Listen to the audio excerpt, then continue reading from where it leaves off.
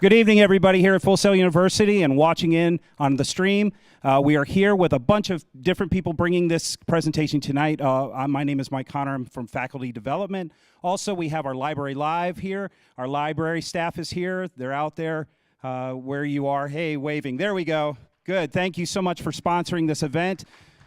Tonight, we are going to also work with our Full Sail On Air team, and they are bringing this to the globe. So we are going to talk about the 80th anniversary of the first superhero, Superman, and I am very excited, and I thank you so much for being here, taking time out of your schedules to make this happen. So first of all, we're going to bring in our panel of experts. All of them teach in different areas here at Full Sail University. I would like to start by bringing out a man who works in music production. He's in the songwriting class. He's also a very good friend. He's a huge geek. I go to comic conventions with him every year. He's an amazing individual. Ladies and gentlemen, put your hands together for Mr. Logan Bell.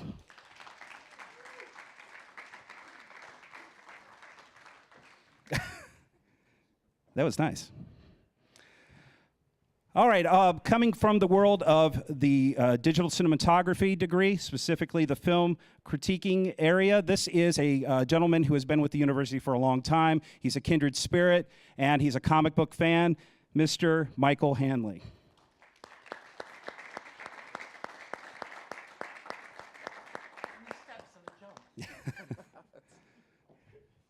Our creative writing BS chairman is here. He's the chair for the department. He has a long history as a writer and another lifelong comic book fan, Thomas Owens.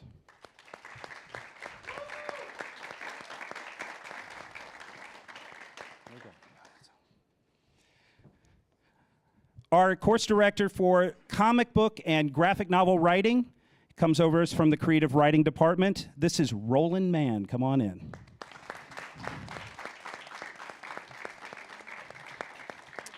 And last, and certainly not least, a gentleman who is also a course director. He is a course director for a class that teaches horror, mystery, and suspense writing in creative writing, Sydney Williams, ladies and gentlemen.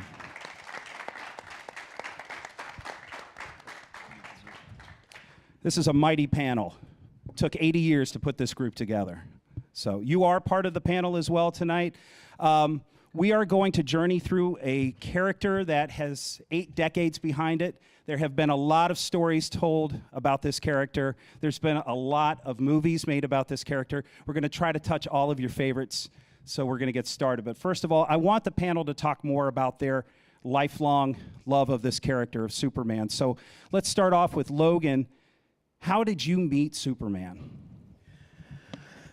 Well, it began on Krypton many, many years ago.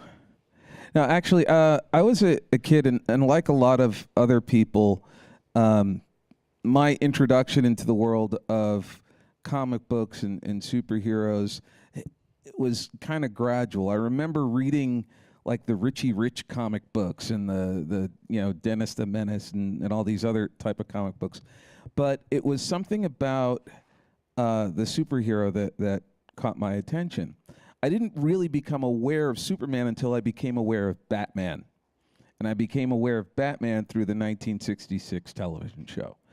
And then when I realized, oh, they make comic books with this character, and I started looking around, and I saw this other guy with a big red S on his chest, and would do all these kind of crazy flying and beating people up and super breath and x-ray vision, and I'm like, okay, this guy's pert near invincible. So I kind of got introduced to him through other characters. I couldn't say I remember the first time I read a Superman comic, but the gateway was the Adam West television show, which happened to be the most popular property that DC had about the time that you would have been probably paying attention to it. But I understand totally. So let's just move down the panel. We'll move over to Roland. How about you, your connection with the character? Sure. I wouldn't say that I absolutely love Superman. My introduction to him was probably in the Super Friends from the 1970s, the cartoon. I didn't like Superman because the reasons he stated earlier is he was too powerful. I liked the characters that I felt like had a real way that you could beat them. So I was never really interested in Superman, and I read a lot of comics in the 1970s and 1980s. And it wasn't until John Byrne revamped Superman in the 1980s that he kind of took him back to his roots, and I'm sure we'll probably get to that as part of this panel. And then I realized Superman wasn't always intended to be the all-powerful character that he is, and that's when I started being more interested in kind of the original ideas behind Superman. All right, great. Mike, we'll go down to you. Okay, well, very similarly to what I was saying, basically my introduction was more on the television side of things. I basically like to make the joke that my father didn't raise me by television movies.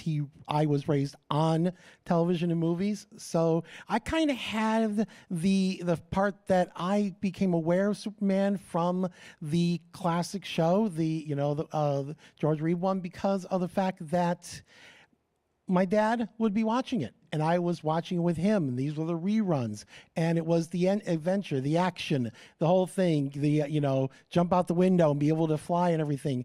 And it was when I started discovering different things that I started kind of going, wow, this is a cool character. I agree with you. This is somebody who is considered to be very invincible. Love the kryptonite. Great way of being able to bring somebody down to size. But I will admit that my major introduction to Superman, as in go back and look at everything, was, and I get to play the old guy here, in 1979, I rode my bike 15 miles in Houston, Texas, in the cold, in the snow, uphill both ways, yes, and got to see a showing 3 hours after I got there because it had sold out at the theater, and this was way before the idea of advanced tickets. So I waited out in the cold to be able to see a man fly on there. And then it was just more, yes, that was the key. I got an applause here. You will believe a man can fly. And they did it so well that it was enough to where I kept going back. And then as I got into comic books, I went back and read the idea that in the original, the reason why the television series says leap tall buildings in a single bound is because that's all he could do. He was a leaper. He wasn't a flyer on there. And so I kept getting interested. I got more interested in, wait a minute, what's the origin? What's this stuff? They always, comic books, what I love about comic books is every like one or 2 years, all of a sudden you get those 3 pages that are like, hey, let's remind you of the origin story of this character. And I loved the whole idea of the doctor trying to take the physical and the bending needle, and the parents trying to stop him from jumping, trying to stop. Basically, if you want, Superman is the first person with ADHD. His parents just couldn't stop him. So it was back and forth, back and forth. I kind of came in for Crisis on Infinite Earths, went back a little bit, did some stuff. Remember that initially Superman did not have parents. He was raised in an orphanage. That is true. I forgot about that one on there. But I will admit, for this panel, I am kind of bringing the film aspect, because one of the things that I found very interesting about Superman is the movies found a way of being able to kind of bring together the comic book, but was able to find a way of finding new audiences that weren't comic book people. So that really was my love, was watching how they did different iterations with this character that was still alive for a while, and then dead, and then alive in different books. So that's really that's really how I came to it. Very cool. All right, Sydney? Well, speaking of old, my entry point was by Batman as well, and I watched Batman on ABC when it was first airing, and it aired 2 nights in a row, and Batman would be in a trap one night, and then you'd tune in the next night to see how he got out of it in the first 2 minutes of the episode. But my dad bought me Tarzan comics, and he bought me some Batman comics, and I had some Superman comics, but it was really a friend of my dad's who had watched George Reeves in the 50s playing Superman, who told me, you really ought to get into Superman. I like Superman better than these other things you're reading. So you need Superman. You need Superman. So he drilled it into me, and it made me really start picking up Superman comics and reading those and really getting into the storyline. And he loved the fact that Superman was invincible. And I started to appreciate that too, but then also I started to appreciate all the ways that things could go wrong for him. And I really loved Superboy when I was a kid too, because I guess he was closer to my age or whatever. And so I had a ton of Superboy comics, and we would stop at antique stores or whatever with my mom. I'd find back issues there, and so read just tons of the old Superboy giant issues you used to have with like 20 stories or whatever crammed into them. And so a little bit of Batman entry, and then advocacy, and then the comics, and then the movie when it came out. And the comics all trumpeted the movie, and had a line across the top of each comic that the movie was coming. And so went to the mall, and my mom shopped while I watched Superman, and I thought, wow, this is so much better than the Marvel TV episodes that had been done up to that point, like the Spider-Man at that point, and the things. And so wow, finally we've got a great Superman movie. And just all through the years, in all the iterations, I've stayed with Superman. All right, and that brings us to Thomas. I wish you had given me time to think about this question. That was the point. Right? So, in pondering everything that these guys have been saying, the first time I become aware of Superman, I can't really say. I was born at the very end of 1969, and Superman was already iconic. And I'm sure that as a very small child, I saw Superman stuff around me and didn't even really know what it was.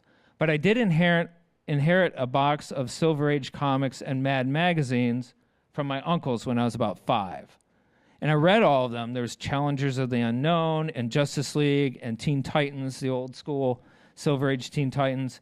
And so I saw the character Superman, but he didn't necessarily register with me. The first hero that registered with me at a personal level was Spider-Man, which I think for a lot of kids, Spider-Man is a go-to, for sure. So I was reading all these things, and then Super Friends comes into my life, right? So I get to see a whole lot more of Superman.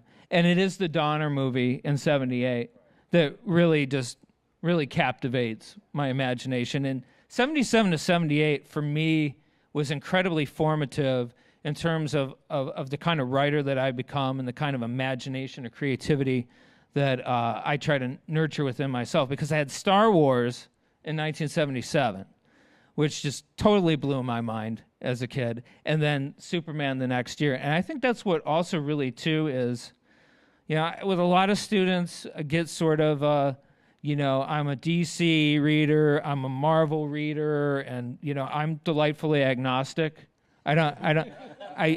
Yeah, my man right there. I just never really cared that much. But I will say, especially with Super Friends, I think DC was initially something that I knew more, But I think it's interesting that no matter how much you know of a character, like specifically that they were in an orphanage and not alien, or like how much trivia there's a lot that we know about a character like Superman just from existing on planet Earth, during this time. And it's always interesting to me to see how much people know without ever having read a book, or being a fan. Wow, that was amazing. So I guess I'll recap my experience with the character. It actually parallels yours quite a lot, because it turns out we were born the same year. So, but I do remember the Mego superhero figures, probably the first action figures I ever saw. I had the Batcave. Did you have the Batcave? I wanted the Batcave. Yeah, so maybe we can play later. But they had clothes and the stickers on the chest, and I remember having a Batman. I wish I still had it. That the cowl came off, and I saw on the back that there was this guy with a big S on his chest. And I asked my older cousin, "What's this?" And he says, "Oh, that's Superman. He can do anything." I said, "Well, if he does anything, then I want him on my team when I'm playing with these dolls." So we had that. Next year, Super Friends hit. Super Friends just blew my mind. Action figures. Action figures, love them. I'm finding it Sorry. interesting that Sorry. Yeah, a lot of action people are figures, saying I'm sorry. Batman, Yeah. Batman on there as what the introduction of Superman is, and I think that's interesting because Batman was that dark figure and Superman was the lighter figure. So Yeah. I think that's why people go to him. I guess so. Well, also because I think Batman had more visibility in that for people of, I'm going to assume, of our age group. We watch TV, and Batman was on TV. Yes, Superman was on TV, but Batman was more visible. And being an entry drug, so to speak, into that world. Okay, continue with your background. Yeah. Continue I with your forgot background, where please, I now. was born. I don't know what we were talking about. No, I would say it's very similar. The Donner movie blew everything out of the water because, yes, the tagline, and we had seen Star Wars the year before, you will believe a man can fly. Well, I already believe that men and women and Wookiees fly in space. So, you had to impress me. And they did. They had such care and panache with the character. And one of the things that I loved about it was Christopher Reeve. Because for the first time, the costume didn't look silly on somebody, right? I mean, he actually, even pictures of him, I'm doing a presentation next week, and I was looking at pictures of Christopher Reeve in the costume, and I'm like, that's what Superman looks like to me. And I see the new guy, and he's chiseled, and he's eating the right stuff, and he's got this amazing, physique and everything, and I'm like, but he just doesn't look like Superman. He's not the guy. So I guess that would be a question about the generation. Who is your Superman? When you visualize, and we've had lots of actors play him. Who is your idea of Superman? I guess I'm telling you that mine is Chris Reeve, but let's go down the line. Christopher Reeve. Yeah. Whenever I think of Superman, immediately I go to Christopher Reeve because that was the embodiment of that character who made it real for all of us. He wasn't just yes, he'd been on the screen before. George Reeves had played him on TV. There'd been movie serials. But I think Christopher Reeve was the one who brought it to the mainstream, and it wasn't a joke. It wasn't something that people looked at as, oh, this is silly, a man running around in tights. This was it was real. Just it was in real. general, took it more seriously. Yeah. All of the Marvel things had been a little wink, wink, nod, nod. I guess because of Batman, and we were edging away from the zaniness of the 60s Batman. But yes, Superman the movie was cool. Yeah. And you're right, they took it seriously. The television series, the Spider-Man series, the Hulk series, there was a little bit of a wink. I mean, the Hulk was a little more serious, but Donner and Christopher Reeve took care with this character, and they said, we're not just going to make him, we're going to have vulnerability. We're going to, take him seriously and present him that way. And yeah, so Christopher Reeve was mine. And I thought, Christopher Reeve was so great as Clark Kent, too. Yeah, that's what I was you gonna really mention, saw, yeah. his great acting talent there. And that's, Superman is wonderful. Superman's the ideal. Clark Kent's the guy you know. And Clark Kent's the guy you live day to day with, and he really brought that to life in a great and cool way. And one of the things I want to point out about that script is the first person who took a crack at it with the Suskinds was Mario Puzo, who had written a little book that you may have heard of called The Godfather, right? Mm-hmm. So the first draft of the script, which was reportedly around 500 pages, was written by Mario Puzo. He wrote a novel, basically. And he went to the D.C. office with a cigar box and sat in their library with a couple of the writers, Len Wang and guys like that, and said, tell me about this guy. Tell me who he is. And so I think that film shows it. For the first time, the secret identity isn't Superman. Like, Clark is the real guy, right? I mean, for the first time, Clark isn't the costume. And I think that's when Superman works for me, is when he's a human being. When I see that he is somebody that I can relate to. He's the Kansas farm boy. That's when it works. He just puts on this Halloween costume to go lift buildings. But when he's a human being, as much as you can, that's when the character works. I think we've lost sight of that. I mean, if we get into the movie portrayal even lately. we've kind of Right. lost sight of that. Well, that's the trick that goes on with it, is what you have to think about. And I made the joke about Batman earlier, but if you think about it, DC likes to play this kind of split personality idea. They like to play that the person is different from the hero. They do that a lot more on there. Marvel basically is the person is the thing they're just putting on the costume, without that suit, who are you kind of thing. But what I've really liked is the fact that when you look at it, I got to go with the Christopher Reeve also, but I go with that one because he made Clark Kent real. But I also look at it too where the screenwriter made Clark Kent real. You can't do that without having a script that can allow for Clark Kent to be real. And I think that was a big thing that Donner did, a lot of things that happened. And I think that actually helped drive some of the stuff that happened in the comic books later, was the fact that it really was that an audience would accept the split personality, but expect a positive split personality. Expect the idea that it wasn't that it was just, oh, I was this person, now I'm that. I was raised in Kansas. I was raised on a farm. I was raised by a man who basically says, you are here for a reason, but you have to be aware of who you are, what's going on. And then he's got Jor-El basically drilling into him going, no, you will be the great one. You will be the one that will save them. And you get that beautifully in the movie when you've got Superman up in the sky having a moral dilemma, and you've got the face of God basically there as Marlon Brando saying, you must do this. And the voice he's hearing in his head is his father, the man that truly raised him, the man that made him be Clark Kent. And he chose the human way. He chose to listen to his father. He chose to listen to the man who raised him and do that. So let me put this to the panel you're as well. going to dispute me now, aren't you? No, I'm not going to dispute you, but going back to, who is your Superman and all that, you've seen the George Reeves serials and that. The portrayal of Clark Kent in those serials is vastly different than later portrayals of Clark Kent. Way so different. How is that relatable to the normal everyday man? Also keep in mind the time in which those were made, and the ideal of what a man was is, a lot different. So thoughts? Well, George Reeves is who I think of when I think of Superman. I don't think of Chris Reeve. I think of George Reeves, and it's probably because I watched so many of the serials before even seeing the movie.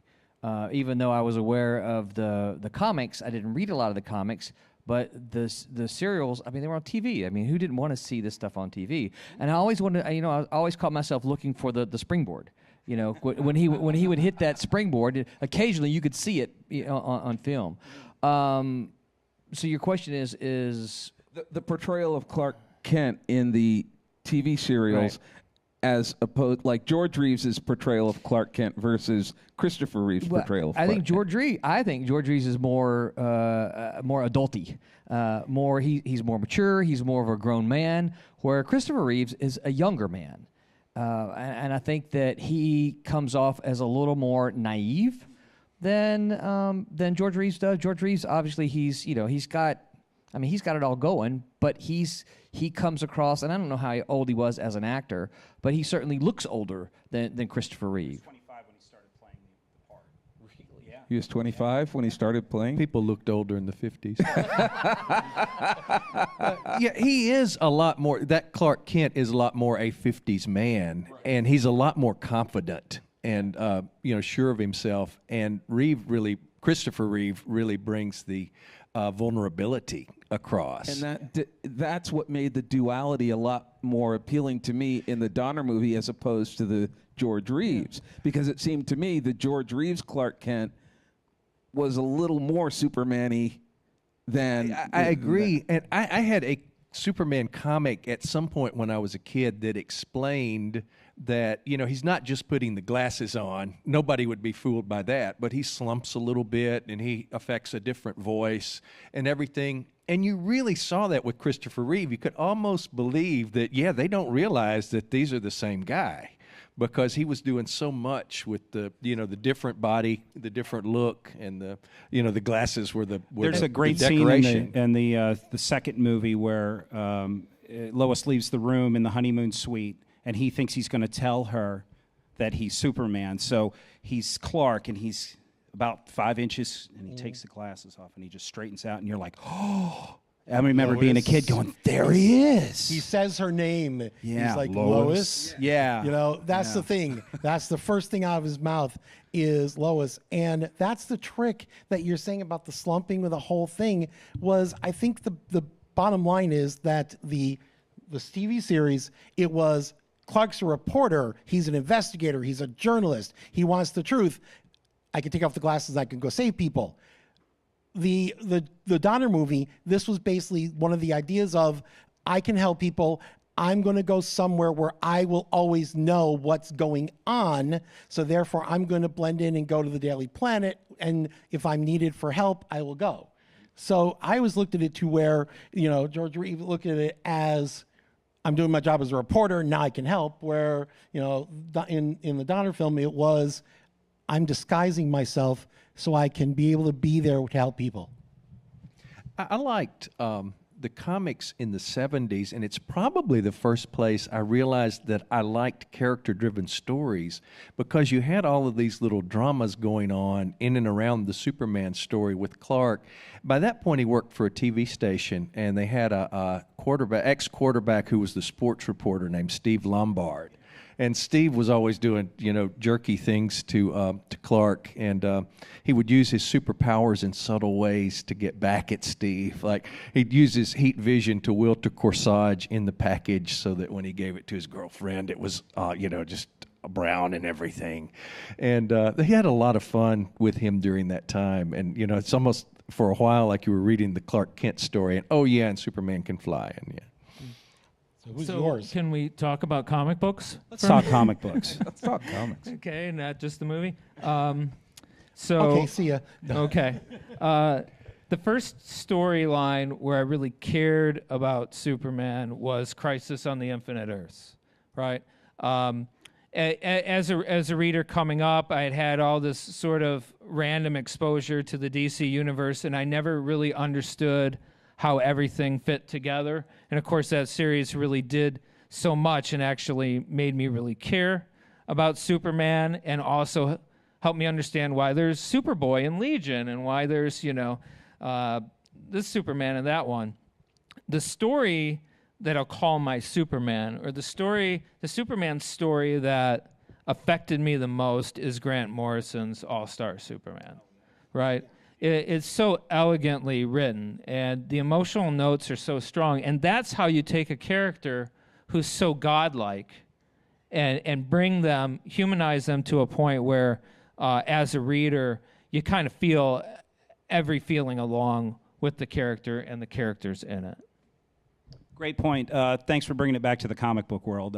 But let's go through the history of the character so we can kind of back up and look at the humble beginnings, and then kind of work forward through time and look at what Superman became and eventually kind of where he is today. So let's start by, okay, of course, we weren't there in 38 when the first issue came out and was there on the newsstands. Boy, I wish I would, because the last one went to public auction. The minty copy that's left went for $3.2 million. I invented a time I found a machine. picture that has 3 Action 1s in the front of a newsstand just for sale from 1938.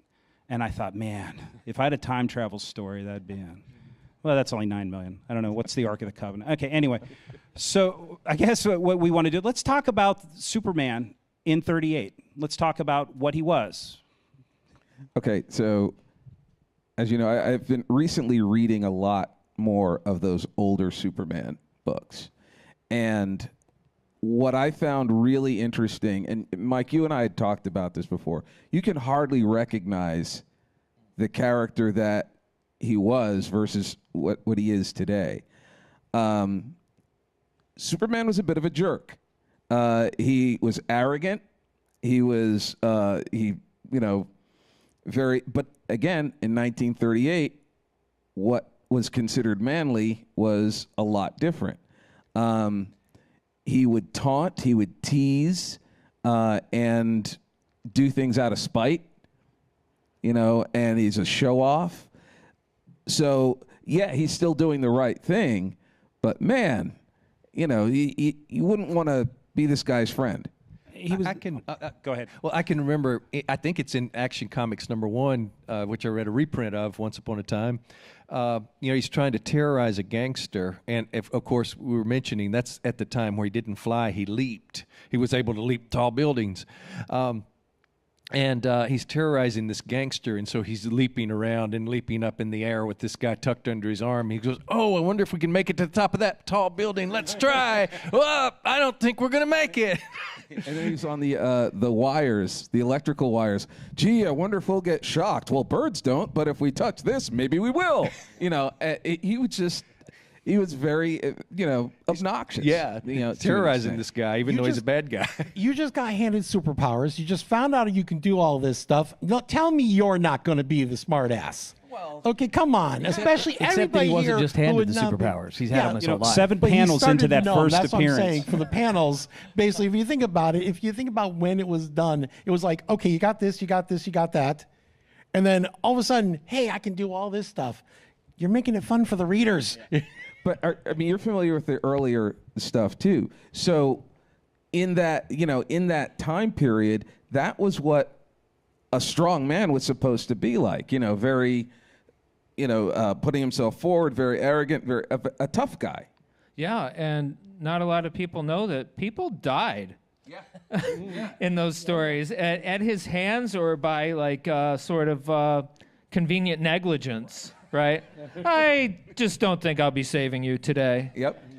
That kind of thing. That was what struck me when I read the reprint back when I was a kid the first time. We don't have that rule about not killing people yet, do we? Comic Code of Authority hadn't went in. Yeah. There's a bunch of stuff that questionable. 7 panels into his first appearance in Action 1, he breaks into the governor's house and he's holding the housekeeper up over his head going up the stairs. And it's just this graphic. It's just him holding him up, and the guy's kind of screaming, "Help, help!" And he's just holding him up, walking up the stairs. I mean, what a sight. I mean, it's funny. The guy had no care. There's a steel door at the top. He rips the steel door open, and the governor's in bed. What's this all about, right? I mean, the reaction is, here's a man carrying another man into your bedroom. They just ripped down a steel door, and what's this all about? And in one of those earlier appearances as well, he literally wrecks an entire town, levels an entire town because he thinks it's the right thing to do. Slumlords. The slumlords, yeah. They wreck and the he's town. like, I have an idea. I'll just wreck everything and, tears the whole town down. And he becomes a fugitive. So Yeah, actually, at one point. all the problems I have with Zack Snyder and his portrayal of the character, it's really kind of come full circle. Yeah, So it does. maybe I should just shut up about Yeah, it. when I'm Actually, like, what Jerry Zack- Siegel and Joe Schuster wanted. So they'd be very happy. Hey, this is great. Hey, this is a great Snyder's Finally. who had the time machine. Snyder's who had the time machine. He went back and said, hey, look, this is going to be successful in the future. Just write this, and we're going to be good. So real quick, so we moved past that that era. I don't know if you guys are aware of, but Brad Meltzer, the novelist, was doing research on the history of Superman and found out that his Jerry Siegel's father, Michael, died in a robbery the year before the character was created. Had a heart attack, actually had a gun pulled on him, and he went into cardiac arrest and died on the floor of the store that the family owned. And so there's this conception. It's never been said in any interviews with Jerry, but maybe that was the character that was designed to save his father. It's the one that could have changed his family's life, right? So Superman's a social crusader those first couple of years. He's breaking up gambling rings. I remember one-armed slot machines that kids could get access to in stores. He went and wrecked those. Cars, he was wrecked cars that were not being repaired. He was smashing up everything. Wife beaters, right? I mean, he was evening the scale a bit. He wasn't the truth, justice, in the American way. He was Jerry Siegel's idea of what equality would be for a young man who had lost his father. I think it's important to note too that, and what a lot of people don't realize is that Siegel and Schuster actually loosely based Superman off of a novel of about 10 years earlier. It's Gladiator by Philip Wiley, and I don't know if the library has a copy. They should get it. Certainly, they should get a copy. I've read it. It's a very good book, and it is Superman. It's what it is. It's published in 1929. There's a Fortress of Solitude. There's so much there. You read it and you just think, this is Superman. And yet almost no one ever mentions the fact that this... Well, even to a point this, that they deny it, I think. They deny it. Yeah, of course they deny it. But this was 10 years almost prior to Superman. Yeah, and they're avid readers. They were publishing basically a fan magazine about science fiction. And I found another relationship that's kind of interesting. One of the guys that was a subscriber to their magazine that was a friend of theirs sent them a picture, and he looked like Clark Kent. And so they used him. There's a letter later on where they said, can we use your likeness as our alter ego? And the guy looks like Clark Kent. So you're right. They're borrowing. I mean, but, you know, like the Beatles always said, we stole as much as everybody else. We just covered our tracks better. Right. Maybe in this case, you know, the tracks were so obscure, or the references. And certainly copyright issues weren't what they are today. Right. There's no way they could get away with that. That's why we have no pictures today. You know, yeah. I was going to draw Superman, but you don't want to see that. So if this is Library Live, I think a hint just kind of got dropped here, you know, on something. So I would say definitely, especially if you're saying right now this is something to go out and read, that is great.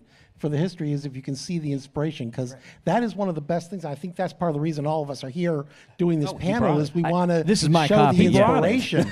We were inspired. Oh, that's excellent. Oh, wow. This is my copy of the novel. This is the most I've ever paid for a book That's a Gideon ever. Bible that he brought. No. Yeah, Gideon Bible, yeah. This is the most I've ever paid for a book, and I have lots of books. That's not a hotel Bible. No. I purchased this before the internet, before all this kind of thing, because I had the assignment to do the adaptation.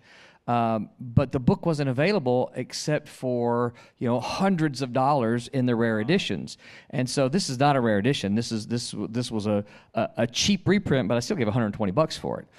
Now I think you can go online on Amazon and get it for $1.99. Wow. Yeah, a digital copy. Okay, yeah, digitally. Yeah, that'll work. Something that maybe everybody back watching you could do that. It reads very much like a 1920s novel, though. Okay. Very good to know. So, you know, later on, I think what we've done is we've kind of looked at maybe where they got the idea for this character. But later on, we've seen some other mythical and even biblical characters ascribed to the origins of this character, like Moses or Samson. Also, we've seen Jesus Christ as well. More recently, especially with the Man of Steel film in 2013, there were some images in there. How applicable are those in your mind? Well, since you brought up the film thing, I've got to say this one. When I saw the framing in Man of Steel of Clark Kent in a church with Jesus over his shoulder, I kind of was, can you beat that into us enough? We got it, especially when he did the thing. I really think that is one of the reasons why a lot of people are having an issue with the movies now, is because it's gotten too far away from everything we just talked about here, about what was the original idea, who he was in the beginning, that kind of thing. So I look at the religious thing is kind of the whole thing that's a joke about man makes God in his own image. You know, basically people started seeing, hey, we can have fun with this, you know, idea of religion, the idea of different things about beliefs. Truth, justice, the American way was one thing, and be able to evolve it to be able to bring in, because I look at the comic books, everything we've been talking about is a character's the victim of the writer. You know, basically, you're only going to have the character that the writer is going to give you. I think all characters are a little bit of the hero with 1,000 faces, and so everything is kind of, it's through the writer's filter, and all of that is out there. You know, the different things are out there are you know, filtered through the writer that have come before. So I think, you know, it's unavoidable for some things to be like other things, but I don't know that it's the be all and end all of the character. The other thing that comes to mind too is I was sort of talking earlier about, you know, the Marvel people and the DC people and like sort of the main criticisms, you know. I don't know if the student is watching today, but we had a student had Avengers stickers all over his laptop, and I walked up to him on the first day of class before doing anything, and I said, you know, by the way, the Justice League would destroy the Avengers, right? and then I walked away from him, and I watched him get apoplectic, you know, for a while. And of course, the answer is it's whatever the writer wants to happen is what's going to happen in the story, because we're not talking about Cowboys and Steelers playing on a Sunday, right? But we could. But I want to see this fight. I yeah. want to see this. But the right, that's true. Yeah. Sorry. And they always become friends, you know. So, Right, they're all buddies Right, at they're the all end, buddies by the end. But DC and the Justice League and those characters have, have often been criticized by folks that are, say, more Marvel type readers, that they are all kind of godlike, that they are all kind of paragons of particular virtues or themes. Aside from, well, I don't know. I always like the Flash because he's a little bit more grounded and more like the regular person in the room, so to speak. Really? Grounded? Grounded. Well, literally. Maybe not the Flash of the modern era, but he was like a lot more everyday person standing next to a woman who's basically a Greek goddess and the most powerful being, known, and a really angry, somewhat psychotic billionaire. Then you had the Flash, who was like, the best way I can put it is the Flash will stop and change someone's tire for them on the side of the road, and the other ones are not. Yeah. So. Well, an interesting thing that talking about the evolution of the character and those powers, because at one point in the earlier books, Superman is saving somebody from a train whose car stalls in front of a train, and the guy's having a hard time get out. And Superman says something like, "Are you trying to kill us both?" And, so there's some... And he's panicked. And he's panicked, right. So it's like, Well, okay. he only had the strength of 10 men then. Yeah, okay. Yeah, right, exactly. 10 And men they that said could lift nothing a less train. than a bursting shell could pierce his skin. So he wasn't completely invincible, too. So the evolution of those powers, what I'm curious to find out, because I remember, again, we were talking and you said that a lot of those major changes happened in the daily strips, as opposed to the books themselves. Why? Why would, all of a sudden they're like, let's make this guy more powerful, more invincible? So what happened in the 1950s in the comic books, and I'm not sure about the daily strips so much, the superhero comics the sales were terrible. In the 1950s, no one cared about what happened in Superman. They didn't care what happened in any of the superhero books. And so really, 1950s is writers run amok. They would write themselves into a corner with Superman, and then they would say, what if he has freeze breath? Yeah, that'll get him out of this. Right. And so they just created stuff that made no sense because they had written themselves into the corner. He had some strange powers, super ventriloquism. And in the 1950s, what a strange power. They didn't sell enough to care. So DC Comics was like, we don't care. We don't care about Superman. We don't care what happens. It's not selling enough. It's a property that we just don't care about. Now that you could never do that today, but in the 1950s, nobody cared. Everybody didn't have access to every issue either, So you had the issue you owned, and there wasn't this sort of that you could find. Yeah. Because sometimes a kid got there before you and bought the issue, and you wouldn't have it because and if there's you'll a notice, finite amount. A lot of the issues then too were written as standalones, right? They're like, you're going to read one. Sometimes you read more than one story, right? But there's going to be one story. You're going to buy this issue of Superman, and you might not get the next one. You might not get the next 2 months worth of comics. So I'm going to give you one story of Superman, maybe two, and it's going to be a beginning, middle, and end, all in this story. There are no continued stories. Didn't really become popular in modern comics until probably around the 70s. Yeah. But he asked, what were the writers the same people for the strips as were the comic books, or was it basically it was handed over to newspaper people? I know the answer to that. Jerry Siegel and Joe Shuster started their own animation studio in New York City, and they had some ghost artists. They had guys like Wayne Boring, who later goes on to defines that barrel-chested Superman of the 50s, some other amazing artists that worked through there too, but they were concentrated on the strip because remember the origins, what they originally intended for that character to be was a strip character. And who were the superstars of the period? It wasn't the comic book guys, it was the strip guys. So that gave them legitimacy. So they saw that's where their efforts needed to be. So it was the B team creating a lot of that stuff. There were things like that emerged. The Shield emerged more developed in the strips before it did in the comics because the guys were just copying what they were doing. I was going to say, another thing I had when I was a kid was a vinyl album with some of the radio episodes. And, you know, that continuity is quite different from every other continuity. He grows to a man on the trip. On the ship. Yeah. Yes. Weird. Yeah. And, yeah, and the ship, actually, Krypton was in our solar system. It was on the other opposite side of the sun, is how they said it. Oh, that makes sense. We haven't seen it because the sun's in the way, right? It's a perfect synchronous orbit. Now, it's been there. But yeah, and he was a baby and then grew to manhood in a ship, wearing a diaper, I guess, when he got out. But came out fully clothed in the outfit.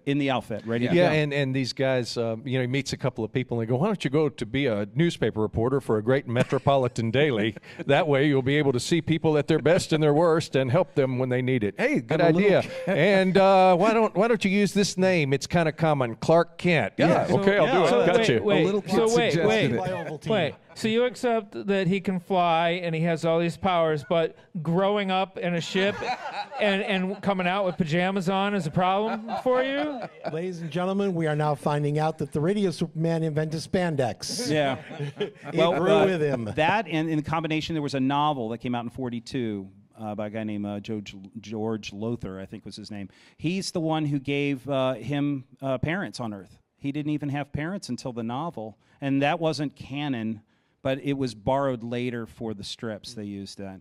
I learned something interesting, too. The character of Superboy, which came out in 45, Siegel had been suggesting that to DC since the beginning of the character. And they didn't want to act on it because Superman was a hot property. They didn't want to confuse people. So he went into service during the war and was a staff writer for one of the periodicals for the service. They went and published it without him. They went and took it, which became part of the lawsuit that went up until, 2015, I think they resolved. So I think the Kents were mentioned, and it's been a while since I've watched them. I think the Kents were actually mentioned in the Fleischer cartoons, which date to 41. I don't think they were named. I think that they were their names came in. That may be the case. Yeah, they weren't specifically maybe named. just he was adopted kindly by a old couple. Yeah, couple. kindly old. Maybe Yeah. that's it. Yeah. Yeah. So my mom, kindly old lady, and my dad, kindly old guy. But they gave him a name in the book.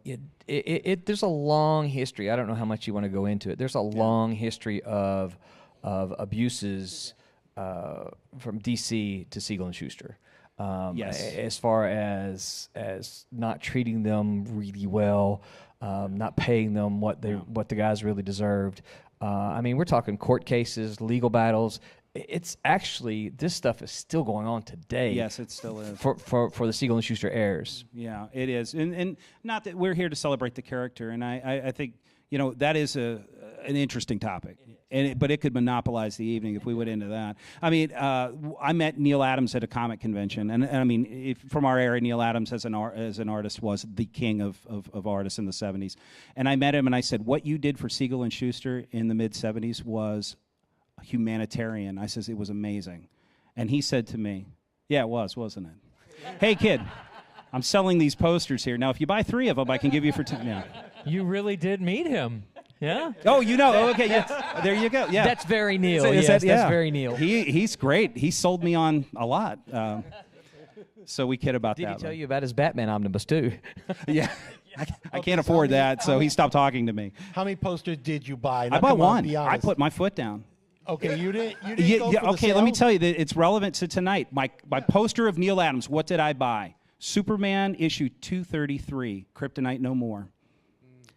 Because, and we talked about this, Thomas, a little earlier, there was an attempt to try to make Superman a little bit more grounded in 1971 because Denny O'Neil was a writer. He had worked at Marvel. He came over with success. He was on the X-Men and with Neil Adams, and he came over and did those amazing books, Green Lantern, Green Arrow, which won all kinds of awards. They were winning, the Eisner Awards and stuff. So they said, we're going to fix Superman by giving our hot writer the chance to reframe this character, and he did.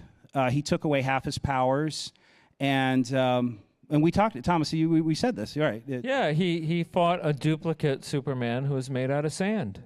They had a big explosion, got rid of all the kryptonite on Earth, and then at the ground zero for all that, it created a Sandman version of Superman. Who absorbed his powers. Every time he followed him, he would suck more of the power. For a out. while, he was like, wow, I feel suddenly weak. Yeah, Well, the thought was that all the Silver Age stuff had just spun so out of control that if they were going to And move it forward had. with the character. really did. Yeah. Oh, yeah. Well, And the thing that was funny, though, is the fan reaction afterward was like, what'd you do to him?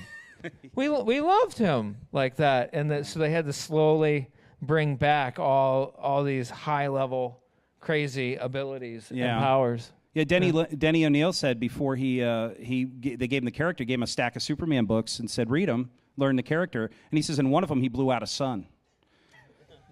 I love the story. And he was like, now, if a guy blows out a sun, what am I going to do to threaten this guy, right? So, yeah, he said, I have to depower him. But people weren't ready for that. We want our Superman invincible, but we hate that he can do everything, but we need him that way. But that's what made, at least to me, because you're right, I wasn't the one that identified with Superman. I became aware of Superman, and I knew who he was, but when you're playing with a bunch of kids, and anyone who says, oh, I'm going to be Superman, well, what are you going to do? He's always going to win. So, yeah, I became more, I related more to Spider-Man. He's the geek, the outsider, who becomes someone different when he puts on this outfit, but he's still just a kid, doing his own thing. But here's Superman, who literally can do anything. What I can't see any of myself in that person. He could pay his rent where Peter couldn't, right? You always wondered, he was like Charlie Brown with superpowers, Spider-Man. You were always worried about him. I can't close this book. He might be out, Aunt May's going to die, You never knew. And this is part of why Superman has such problems sales-wise in comic books, right? Is that it's hard to make this kind of character interesting regularly. Yeah. What are you going to do to a guy who can blow out the sun, or a sun, right? You have to do things like have kryptonite. Well, you have to have kryptonite. Yeah. You also do things like these guys have kidnapped Jimmy Olsen and Perry White, and Superman can't find them. Well, the one thing that's interesting, what you were saying, grown up with the Super Friend, the whole thing, is going with the Superman connection, a little bit about cherry picking, but listening to some of this stuff, because some of this I remember, some of this I'm kind of learning a little bit here, because of the fact that if you look at everything that's been done in the different media or later on, these guys are cherry picking from some of these things, some of the obscure ones, the sand one, no more kryptonite, that kind of stuff. But one of the things I really loved that was kind of a play off of Superman is in the high school saw The Greatest American Hero. And one of the best scenes is he's watching William Katt's character, Ralph, his kid is watching the Super Friends. And Superman is talking, and Ralph is looking at the suit and basically going, how can I be this character I'm seeing on TV? And they found a way, and this goes back to the comic book, is they said right up front, we're going to make sure Ralph can't use his powers perfectly because we don't want him to be Superman. Right. And so they were looking right at the comic book and saying, look what happened with this guy who blew out the sun. We've got to have a story every week. Let's Exactly. Let's find a new power every week. But it was the same thing as the comic book, which is great for comic books and is great for the storytelling, is you only got them like once a month. This is before there was the different one. You're hanging on for a month after you sat there and read, what is it now? What was it, like 30 pages? Originally 15, something like that. And then you had to wait, But then you ask, like you're saying, well, what do you do with a guy who can blow out the sun? And that's November 18th, 1990. Oh yeah, well right. Well, maybe we should let's move forward in the timeline a bit. So we talked about Crisis. Thomas mentioned Crisis on Infinite Earths. And if you're not familiar with that, 1986. What's that? 1986. So we ground that in a year. Okay, thank you. Yeah, that's when issue 12 came out. So what we have going on, if you don't know, is that we had a World War II Superman who lived his career, and then if we kept him going, he would be fairly old. He'd be in his 50s. And so about the 1960s, they found a real clever way of creating a separate Earth where the newer heroes, who were like the Barry Allen Flash specifically, Hal Jordan, the Green Lantern, they made this younger generation and they put them on a different Earth. They called it Earth 1. And so the older characters were on this other universe called Earth 2. And Earth 2 just means World War II heroes. It was the old ones. So that when they bought the Fawcett characters and they got Captain Marvel and all them, they put them on Earth S. for Shazam, right? They gave them names. There was an evil version of the Justice League. They lived on Earth 3. So they had all of these, and people kept making new Earths. There was an Earth Prime where it was us. It was our universe. So we were like part of the comic universe. So we actually had Superboy, who will be a key player in that Infinite Crisis. But I just wanted to preface that. That's kind of where Crisis was. Writers, by the time that this story came along, they're like, we don't even know what version of Superman we're looking at here, what powers he has, who are his parents' names, which Green Lantern are we doing?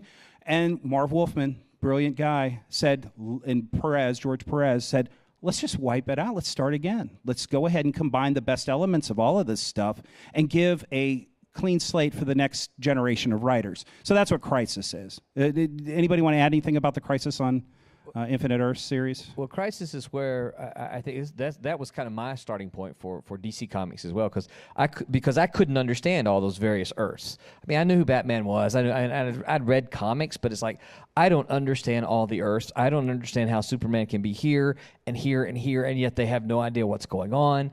And so it wasn't until Crisis that I said, okay, this is my chance to get on and figure out what's going on with the superheroes. And if you look at sales, right, as far as the actual sales of the comic book go, there were a lot of readers that felt the same way, because Crisis was a very good thing for DC, and they had, certainly in the late 80s, DC was very powerful in the sense of publishing. Right. Well, let's move forward. So they reset the character with John Byrne, took away a lot of his powers, grounded him, and then we move forward into the darkest day in Superman's life, right? It was November 18th, 92. 92. Which is also the biggest single sales day in comic book history. Does anybody remember that day? Which is why that book is not worth anything, because despite the fact that you might think your book is worth $500, it's not, in a bag. because That's the Death of Superman with book, a board, in right? case you don't know. Because there are 8 million copies of that thing around. But I don't even know. At least I wasn't thinking that when I went to go get it that day. You might not have been. But Yeah, that's when all these people that didn't care about comics but thought it was going to be collectible Correct. showed up, and the comic shop owners said, I got to take care of my customers first. I'm sorry. Yeah. And this is also the time, if you think about it, when finally a lot of people that read comic books, the kids, the older adults, were like, "Mom, you touch my comic books," and that's it. They were starting to think about collecting. And that's the problem that happens. You said 3.2 million is part of this, is trying to get the sales, trying to make the collector item, trying to do all that. That's why the bigger sales. Yeah, They do that by killing off the most powerful character in the DC universe. Wow. So the problem was no one within the comic book industry believed it. It's like, oh yeah, they're killing Superman. He'll be back in a few months, right? So it's a superhero death. It's a comic book death. No one believed, but DC effectively marketed that thing so that anyone outside the very small comic book industry went, oh, Superman's gonna die. I need to go buy 5 copies of this book because look what Action Comics did, right? Yeah. And that's what happened. Is the people in the industry were like, yeah, okay, well, whatever. How many do you want? But the industry was so small back then. It still is. Well, But the best part about it is it was a lark. It was a midnight, we need an idea kind of thing, because they had to stall. Yeah, exactly. Right? They had to stall because of Jerry Orwell or one of those guys. Lois and Clark getting married on Right, the that TV was show. it, yeah. So what do we do for a year? I don't know, kill him? That's gold. And it was a joke. Yeah, they were supposed to get married in 92. That was what they were going to do. They were going to build up to that. And then they said, no, Lois and Clark, the television show with Dean Cain and Terry Hatcher, was on the air. And they're like, no, we want to marry them, but we want to do it at the same time. Can you just delay? Just stall. So they come back to the writers of 4 Superman books, creative teams, and said, just fill in the blanks for a year. A year's worth of writing. That's a tough job. So they basically killed him. But the great thing they did was they also offered 4 different versions of the character. Hey, hi, how are you? Very good. Tim. How are you? This is Hi, Tim guys. Gregory. Hello. We got about 25 minutes left. Why don't we take some questions from our guests? Well, sure, we can do that. Do you guys have questions out there? yeah, if you got questions. Super questions? Wait, we have What's guests? that? I thought we were just kind of tag teaming The here. lights were kind of playing. Yeah. Oh, I know, we lights can come keep up. going Whoa, all there night. are people here. People here. Oh, hi. Hi. I recognize people now. We want the super questions. Come on. Oh, there's somebody coming around with a microphone, by the way, so they'll be the one giving. I guess I do now. So kind of what I was asking my friend here right before it started, if you could do your own Superman story, your own pitch, you're in an elevator with somebody from DC and they say, hey, what are you going to do with Superman? What do you guys got? Wow. That's Comic real book easy or for me. I would take him back to his roots. I would depower him, take him back to his roots, because I still find myself uninterested in this guy who can do anything, and the only way you're going to defeat him is come up with kryptonite. And that is my biggest problem with Superman. But so I would easily depower the guy and take him back to his roots. I agree wholeheartedly. I think you make Clark the character, and then him discovering that he has these powers. And now, how do you deal with someone who is raised on a farm discovering that he has these powers? Not as so he's not an powerful. alien then? Well, no. Well, see, we tried to do that He in New doesn't know he's an 52 alien. just a few years ago. We tried to relaunch the character from a new slant, from a more a contemporary viewpoint. I'm an outsider in this outside world. Like, I don't fit.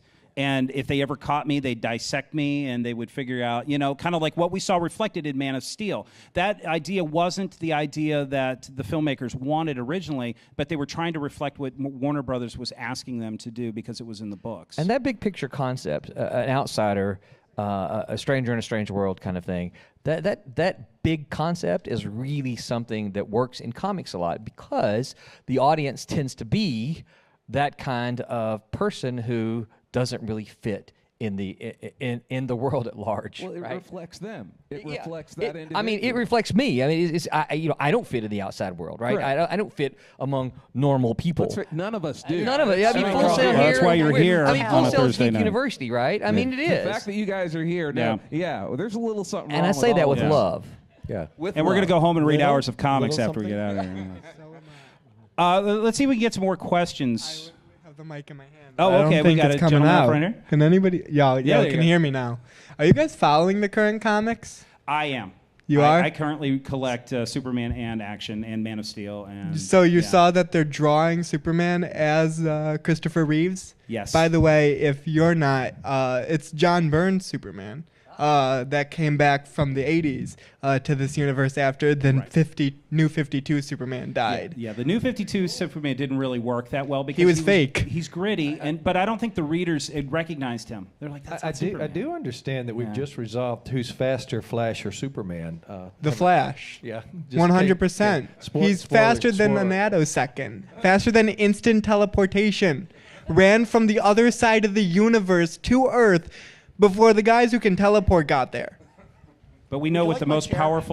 most powerful being in the DC universe is now Jim Lee. So If you guys don't take the mic from me, I will continuously talk about comics all night. I will take over this panel. well, let's. I want to just There was someone Yeah, else over here. who had a yeah, we got question. another question. Take the mic from me. Quick, no.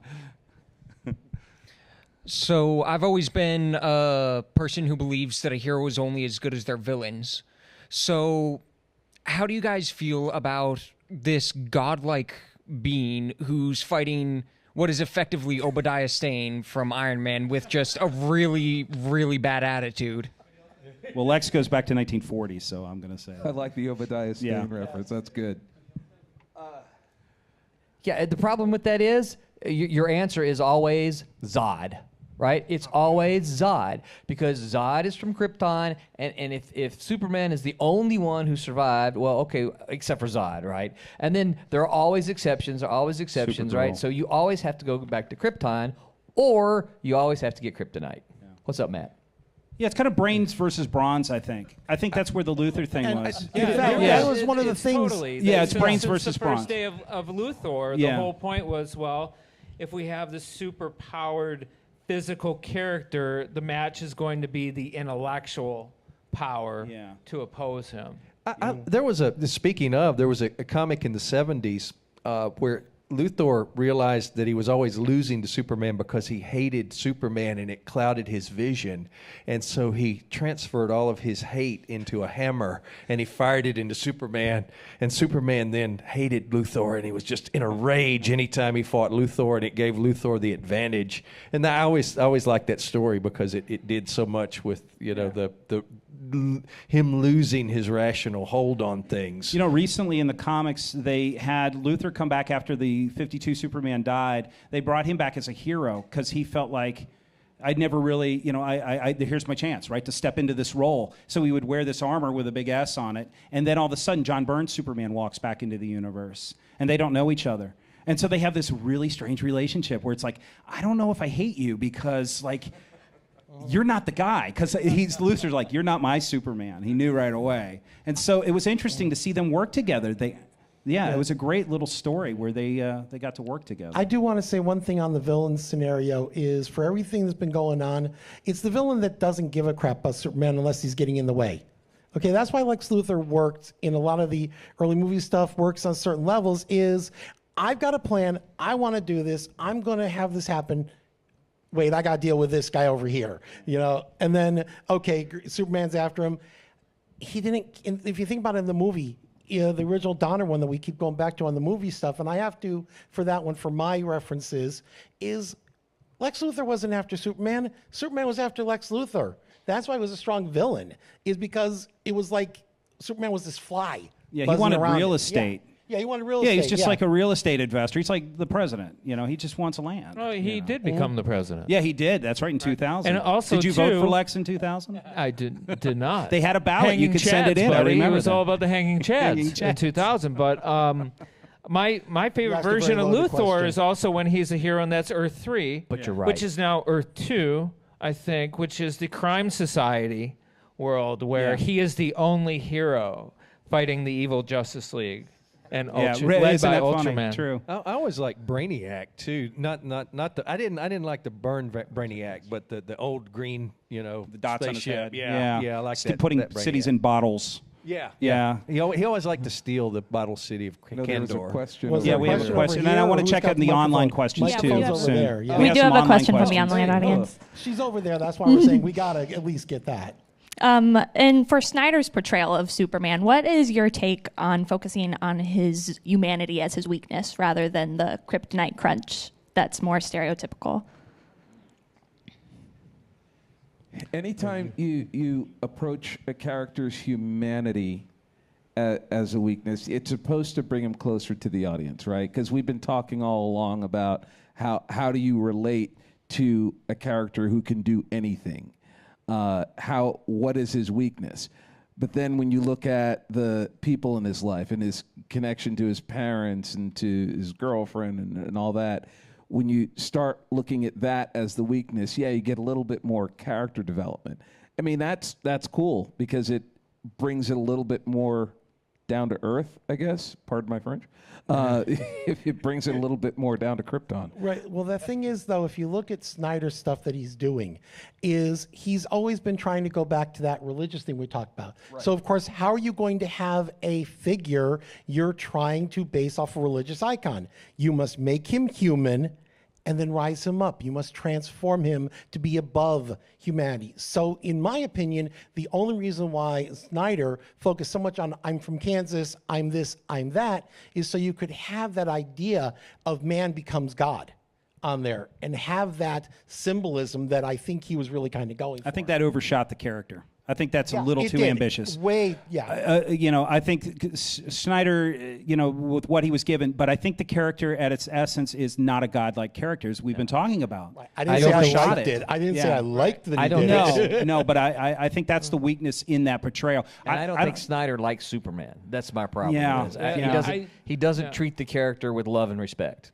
Yeah, he doesn't feel right. And I guess the best way that I would say it is that if I'm a citizen in the DC universe and I'm in trouble, I'm really hoping that Superman shows up. But if I'm a citizen in the DC cinematic universe, I don't necessarily want him anywhere near where I'm at. To me, that seems like a real violation of the core the core construction of the character. Yeah, because the city will be crumbling Yeah, around you as you're trying to, like Bruce Wayne, the richest man in the universe, is on the street, dying. We had to make him dark, so we liked. Named Martha. Yeah, we had to make Superman dark, so you'd actually like Batman a little more and bring him to the level. Because if you think about it, Batman's the only one that is the human that's getting his butt kicked. So you gotta have a way of bringing it down to a certain level. So I think Snyder brought Superman down to make sure he was level with the other characters that were from Earth. Yeah, but they have some room. They have some work to do in that universe. They Way really work. have some character work to do. But bringing Superman back, where does Superman work? Superman works when he's weak because of his humanity. And not to bring it back to any type of religious type of character, but he is the ultimate example of maybe like a Moses character, where he was sent down the river, adopted by a new culture, kind of assimilates in, and becomes the hero of that said culture. I don't think that's what Jerry Siegel went out to do when he was, in fact, he didn't envision a lot of this. A lot of this came with later writers.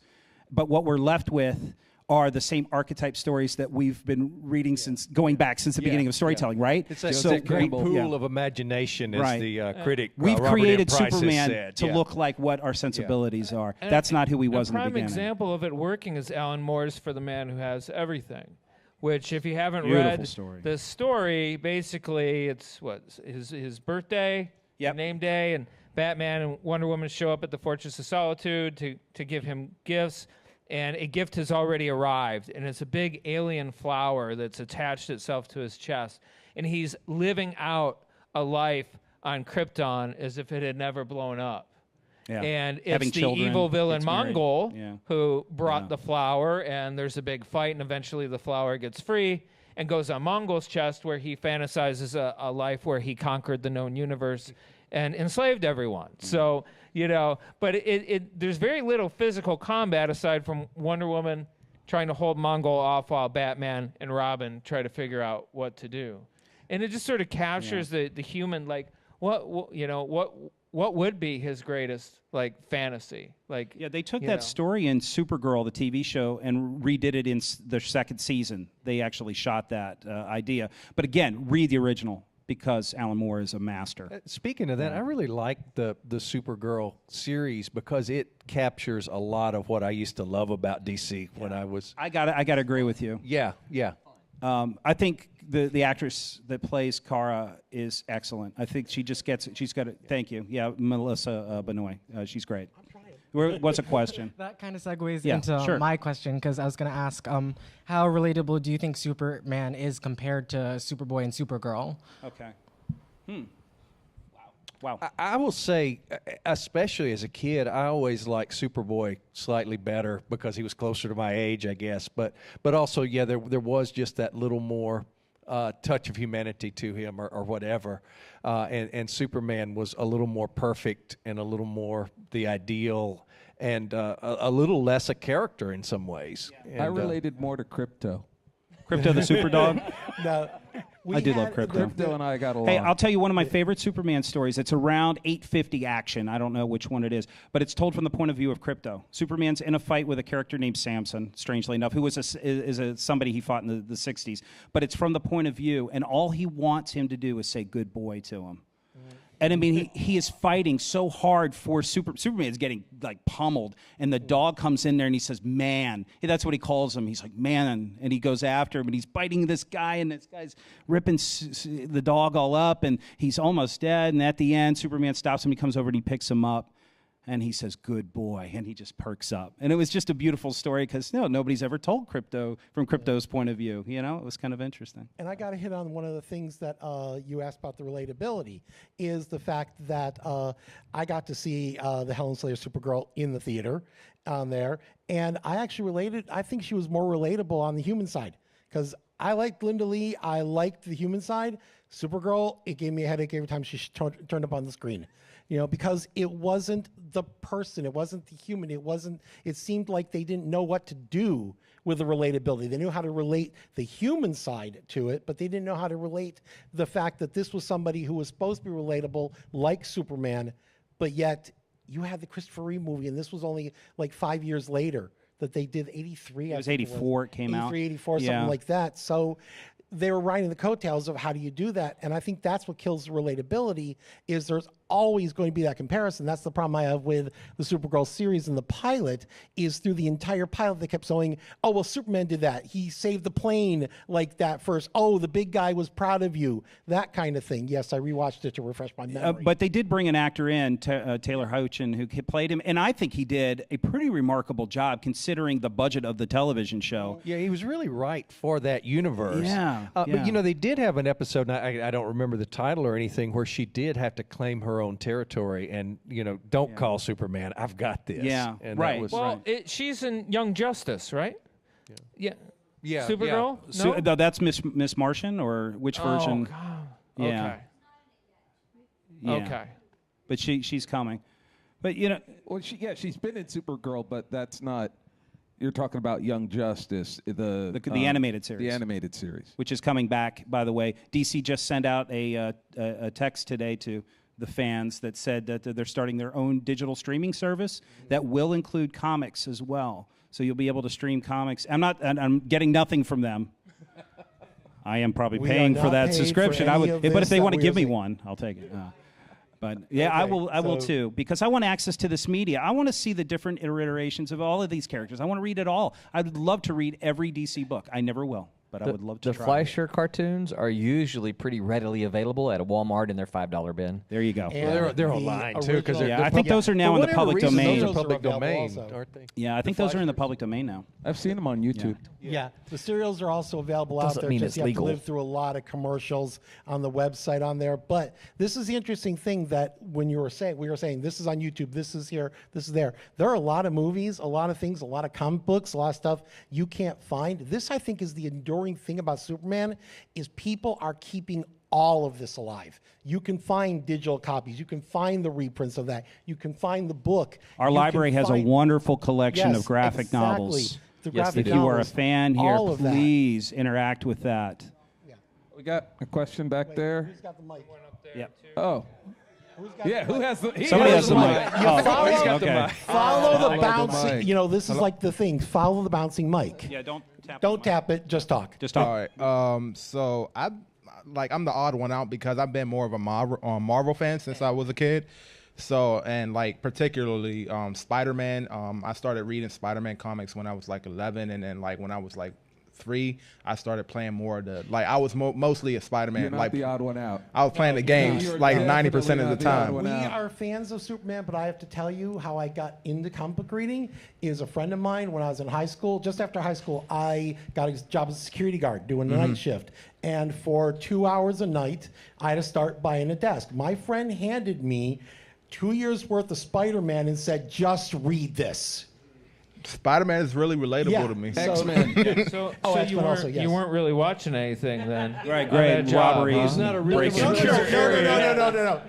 Glad you're not working security the here, table Mike. basically was somebody showed up, I checked their badge, they went in, I went back to the next issue of it. Trust me, if I you think can sit that down with this, I think that my favorite Spider-Man incantation, like in terms of the animated versions, was the 1991 with him with the guitar. I forgot how the intro was. It was with the guitar, and then it had the edgy version of Spider-Man, the more darker version. I think that's my favorite version, is because like it didn't show like more of a kid version of him, which is kind of why I like what's his name, Tobey Maguire.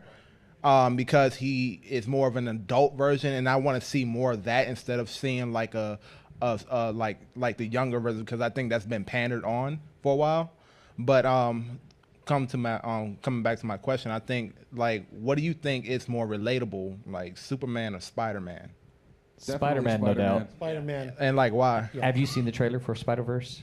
Yes. Oh yeah, I've seen it. I've seen it. Okay. I don't know how the Superman panel turned into a Spider-Man panel. Hey, it was almost turning I'm just into a wondering. I'm Batman just sitting here panel. going, okay. I know that we have more online questions. crossover. We have some online questions. Let's get those. I like question. Spider-Man in the 60s too. So. Talk to us later. Steve Ditko, the greatest. Who has been your favorite Superman writer thus far? Comic writer. I'm out. I'm the movie John person. Byrne, for me. I was gonna say Mark Waid. Yeah, I was gonna say it's between John Byrne and Grant Morrison. Yeah. And my favorite artist, Grant. Kurt Swan. Sorry, I just had to throw that out there. I Can worked I with earn the Kurt brownie Swan. points Did and you? say I Siegel did. and I Schuster? gotta love him. Loved his I'll work. earn the brownie He points. drew, Siegel he and drew Schuster. a short Go with the story for original. me. Yeah. We'll talk about The that. dinosaur story. That's so cool. So cool. All right, and more questions? Somebody. There you go. Somebody. Mike. Mike. Who has the microphone? Mike. How's it going? My name is Hey, how are actually DJ Superman. I'll give everybody my card later. Okay, let's see the S. Come on. There it is. He's wearing a All Superman right, man. Superman There you go. S. Brownie points. DC Oh, Comics yeah. will be calling Okay, you about yeah. that copyright. Come on. Question. All right, so my question is, how did y'all feel about the horrible timeline on the new Superman versus Batman movie, where they decided to introduce Batman and Superman, Wonder Woman, and then brought in Doomsday In one movie. And in then one killed movie? Superman. Yeah. Yeah, and movies. Doomsday looked like a to the Ninja roof. Turtle. You're driving me to the roof to jump, okay? Yeah. This timeline, this origin, another thing, yeah, it was like, this was, again, the question like Zack Snyder. He was cherry-picking the stuff that he thought was going to sell to an audience, is my opinion. Well, I with think that. there was also a game of catch-up with the Avengers as well. Yeah. So we're trying to get as Well, many let's things face it. going. Let's face it. And In I the still don't cinematic think he world, likes Superman. Yeah, that's a It's good a question. big mess. Yeah, honestly, Marvel has blown it out of the water at the box office. They did it right, and I love DC, but I can't afford Marvel. I love Marvel too, but I had to pick one, right? But I will tell you that they've done it right, and DC's playing catch up. And DC's animation is really DC really good. animation They- is they- top they- notch. They really Gotta they watch really rock those the if you animation. want and the network, character. Yeah. the CW stuff is pretty Yeah, good. and Except that it CW is gets hit or old miss, after a I would while. admit, because now Arrow has gotten a little. You're Like you should have ended this 2 episodes ago. You know, Your DC TV shows are usually pretty good for a couple of seasons, and then it's kind of like, Black Lightning was wonderful. If you've seen that for season 1, I liked it. I look at the bottom line on this is my wife, who is not into sci-fi, not into comics, not into any of this stuff, will sit down with me and watch a Marvel film or talk about the Marvel stuff. I show the DC stuff. She looks and goes, "This is very dark. Why are we watching this?" And I'm like, "Because it's a fun story. It's interesting." She's like, "Okay, tell me when it's over." And All so, right. see, She'll the leave weird room. thing is that historically that's not the case. Yeah, it was. It is Right. historically. DC has always been very, very bright, very colorful, very cheerful. Very. I want happy is maybe too much, but yeah, they've gotten this dark thing, and for some reason, I don't know. Overcompensating. Yes, I think I don't. it was their own we're not tough enough, so we're going to be Marvel or tough. I think I they just don't tried to know. marvel Find up. that balance. Yeah, there's Yeah. there's definitely a balance. And I'm not a movie maker. I'm not a script writer. I'm not anything like that. But as a fan of the genre and someone who appreciates story, the thing I see in the DC movies is there's no balance. There's no good balance like the Marvel movies have been able to do. Hey, Lex Luthor got Holly Hunter to drink urine, right? I mean, but No, what an not un-DC drink thing. it. No, not drink. All right, she looked She at it. did not. But what an drink it. un-DC thing to do. I was kind of appalled. There were so many moments in those movies where I'm like, I don't even recognize my favorite characters. This doesn't work. We got one more question from the audience tonight. So Yes. Hello. So my question is, you have your own throughout the Superman universe, your own favorite Superman actor who's played Superman, but who do you think out there right now would be a good Superman? Oh boy. Nicolas Cage would love to play Superman. Very well. Okay, who here would have loved to have seen Nicolas Cage play Superman? Yes. I can't keep my hands Thank lower. You, yes. He's just not Superman. He No, we're points and saying Nicolas laughs. Cage play That's him. my favorite. Yeah, I think the play him. character is the star. I think putting an unknown in the role works best for me. The I character is concur the with that. star. Yeah, for me. No, you have to do the casting. You don't. Superman has to be somebody that you go out and find. You don't go, I want this person here. I look at it to where my favorite show is Doctor Who. I'll admit it, point blank. Okay, and basically every time they've gone to find a new doctor, it has been, we're not going to tell anybody who we're looking for. We're looking for somebody unknown, or we're looking for somebody that we feel can bring something to the part. That's the key. Bring something new to the part is who you pick as the next Superman. That's the key to it. What do you bring to the part? I think they brought some good stuff with Superman for the new movies, for the stuff, but he was hindered by the writing. I don't think Cavill, however you say his Yeah, name, that's why I has didn't done try. a bad job. I really No, don't. I he think has he's had not. some bad scripts. I think he's had some bad scripts. He's had bad scripts, They can yes. turn it around really fast. I think so too. They And need I to say the talk same to thing like about Keith Brandon Giffen Roth. and I don't- DeMathis. Brandon and Roth, people I thought like was that. great I too. thought He he was looked the fantastic. part. He I did just a don't great think he job, looked the but part. again, Weak victim of the script. script. We don't need a super kid right now. The Justice League Didn't need that. movie Superman came closest Yes. to me to being a good contemporary But it was Superman. an average Marvel movie. Yeah, maybe. Right. It was I would like say it was stay- like True. Dark World. You I know, would I mean, s- it's like you come out and you go, yeah, it's all right. It's Okay, I would say if you wanted the whole thing, take Zack Snyder out of the director's chair, have somebody else write the script, leave who's playing Superman right now, you probably will get a very good movie.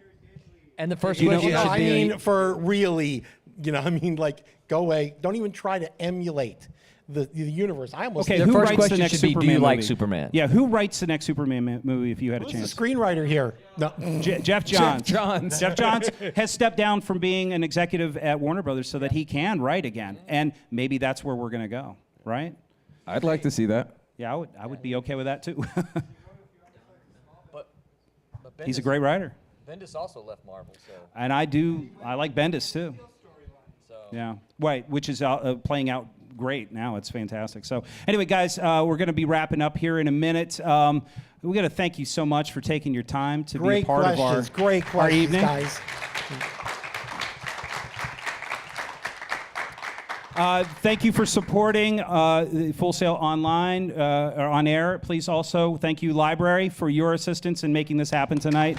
You guys are awesome. Get the book.